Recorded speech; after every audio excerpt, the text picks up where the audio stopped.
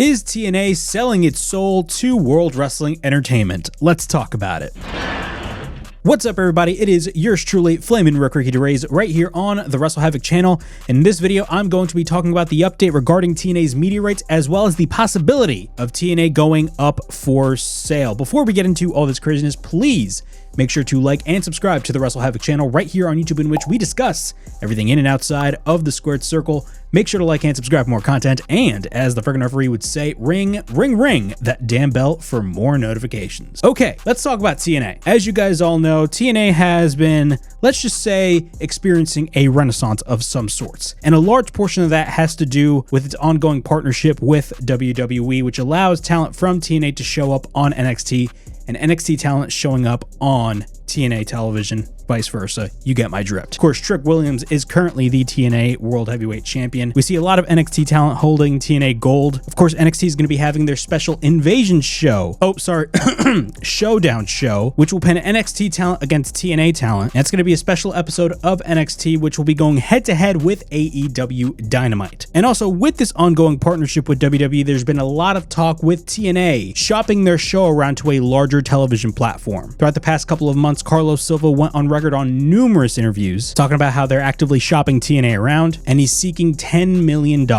According to previous reports, the rumored networks that are in talks with TNA are networks like A&E, FS1, and the biggest one, that being the CW. And ironically, the CW is the network that airs NXT. Well, in an interview with Scott Fishman of TV Insider, TNA president Carlos Silva actually provided an update regarding TNA's negotiations with possible television partners. Carlos Silva stated this, and I quote, "We're now in active negotiations with a partner, and we're going to work through that. I can't really put a timeline on how long that will take. The good news is the process has started. We're no longer just talking to a bunch of people to sort of gauge interests. Now we have an interested partner and working through potentially a deal for 2026. It's going to happen as soon as it can happen. We were working on it as recently as yesterday, exchanging papers and trying to figure it out. We're excited about it and keep pushing it forward to get this over the finish line. It's done when it's over the finish line." So from what it looks like, TNA is very close to signing a new television deal with a broadcast network or a streaming platform. Whatever that network is, we have absolutely no idea. But what we do know is that, again, as I've stated earlier, networks like the CW, A&E, and FS1 are interested. But out of all of the networks, the big one and the most interesting network is the CW, considering the CW airs NXT. Imagine CW having both NXT and TNA on the same platform. That is insane. But of course, there's been a lot of previous reports of WWE having a lot of influence in the negotiations for TNA's new media rights deal. And some reports are suggesting that WWE wants TNA to go head to head with AEW Dynamite. And in my opinion, that is just a death sentence for TNA. I know a lot of people in the IWC are talking about TNA being the #2 wrestling promotion in the United States. I'm going to say this right here and right now. The chances of TNA being the #2 promotion in the United States are very, very, very slim, to say the least. You had Santino Marella go on record and stating that once they get this television deal, they're going to be the #2 promotion. Tony Khan has a lot of money, but money doesn't talk.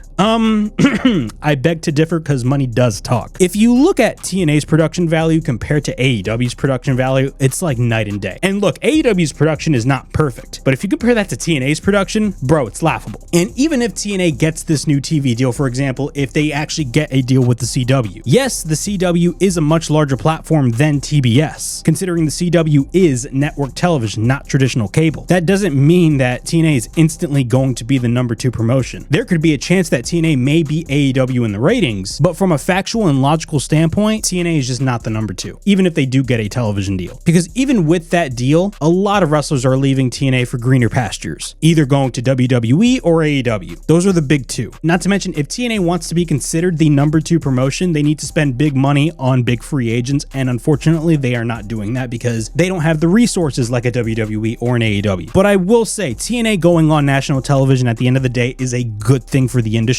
because it gives a third national platform for a lot of wrestlers to really showcase their craft. So at the end of the day, TNA moving to a larger network, like possibly the CW, at the end of the day is a good thing for the business. But that does not mean TNA is going to be the #2 promotion in your dreams. Now, what does this have to do with a potential sale? Now, from what it looks like, TNA is not up for sale at the moment, but there's been a lot of conflicting reports regarding regarding a TNA sale throughout the past couple of months. Of course, the last big story was a couple of months ago, and one of the names that was floating around possibly buying TNA is of course Lorenzo Fertitta, who was of course the former CEO of the UFC. He and his brother Frank purchased the company, and of course the Fertittas and Dana ran UFC and grew it into a powerhouse. If you guys want to check out my video on Lorenzo Fertitta possibly buying TNA, the link will be in the description below. But there was one thing that I missed out in that previous video regarding whoever buys TNA, and that is the fact that WWE's fingerprints are all over this possible sale, because WWE has the right to first refusal. So what does that mean? If any other third party is interested in purchasing TNA, WWE essentially has to approve the sale. And what that necessarily means is they want to make sure that whoever buys TNA doesn't compete with them. So WWE's really smart in these negotiation tactics, which 100% opens the door for WWE to match that offer, which they are allowed to do. And considering this whole TNA and WWE partnership is so one-sided, and I don't care what anybody says, it is very one-sided, WWE could possibly buy out TNA. Now, in that same interview with TV Insider, Carlos Silva stated this, and I quote, "We're going to keep building the product and keep building the audience and keep building the digital platforms and the social. We're going to keep building our partnerships that we have with WWE and NXT, which is great. That's going to bring in sponsorships. We are going to keep building up the engine. If we do that, yeah, there could definitely be people that come and knock on our door and say, can we give you investment dollars? Or they may say, and here's the kick, can we buy you? But if we don't build the product or make it great, none of that other stuff happens. That's a great problem to have." So essentially, Carlos Silva is saying there could very well be a possibility of somebody coming in and purchasing TNA. And again, as I've stated earlier,